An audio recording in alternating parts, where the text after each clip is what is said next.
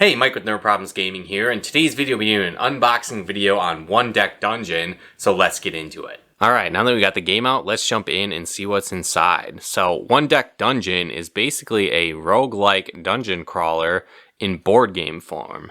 And so I'm pretty pumped to see how this game plays. I've heard great things about it, and I've been wanting to check it out for a while. Again, roguelike dungeon crawlers are some of my favorite styles of games in video games, and so I'm excited to see how they pull this off and how it plays in a board game form. But again, it's pretty simple to my understanding how the game works. When you start off, you will pick from a bunch of different characters, each one with their own unique abilities and play styles, and we'll show you what the characters look like here once we get through the rule book. But again, you'll choose that to start, and then you'll choose the different dungeon that you're going to go through, and each dungeon will have bosses at the end of it. And then as you progress, the dungeon will kind of slowly evolve, but it will be randomized because you'll shuffle up the cards that come up every time, and then you'll have different options to choose from, be it taking on monsters or overcoming different traps in the dungeon, different things like that. And so there's kind of a solo mode to the game, which I've heard is very good, and then also a two-player mode or multiplayer mode. So again, different character types here. You've got the mage, warrior, rogue, archer, paladin, turn reference guide here, how the boss fights work. Looks like we've got a character stat sheet here as well, so that's cool. A bunch of these to keep for different game sessions here. Another cool thing is the game comes with a bunch of different colored die.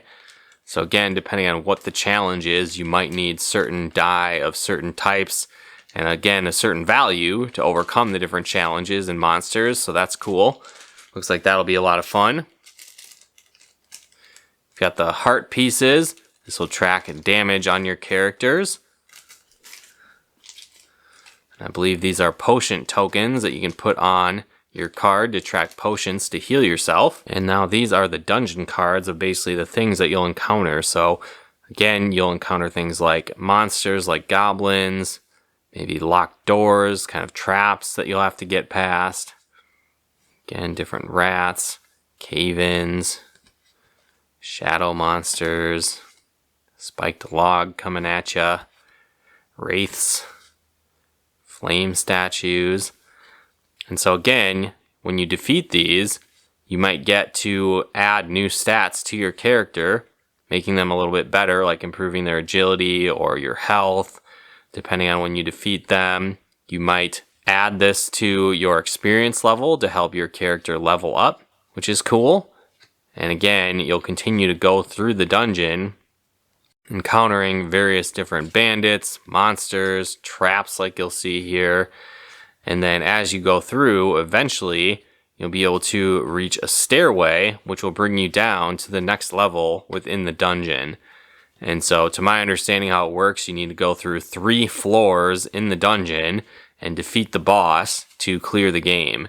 And so you'll again shuffle up these different encounters, things that will happen for a totally different experience every time you go through the dungeon. And I also think you can choose which cards you might want to flip over, so you never really know what's coming as you go through the dungeon either. So again, that roguelike experience, but going through in a board game fashion. And again, these are kind of the different quest types you might go through, and then you've got the different bosses at the end here. So you got a Yeti cave facing off against the Yeti, Hydra, I'm sure the boss is a Hydra here, yep. Lich's tomb going against Lich, the Minotaur's maze, and the Minotaur. So again, these are the stairs, like I was saying. You'll need to reach this, and again, you'll go through down to the next level. And you've got the 4-player side or the 1 or 2-player side here. So again, you've got the levels here for your characters. So this is what your side looks like as a 1-player game. This is what it's like On the 2-player game, again, when you reach level 2, you'll upgrade your character, hitting level 2, level 3, and eventually level 4 as well. Now it also looks like you've got different skills, and so there's different options to kind of add these to your character card, which is cool. So I believe this is as you level up, you can acquire this going through the dungeon. But again, this looks like all the cards that are in the dungeon, and so some of the things you'll experience along the way. Well, again, guys, that wraps up this unboxing of One Deck Dungeon. Looks like it's going to be a lot of fun, a cool roguelike dungeon crawler, but in board game fashion. And if you want to pick up a copy of this game, there'll be a link in the description below where you can do so. But definitely stay tuned for a future video where we do a full review on the game once we've had some more time to play it.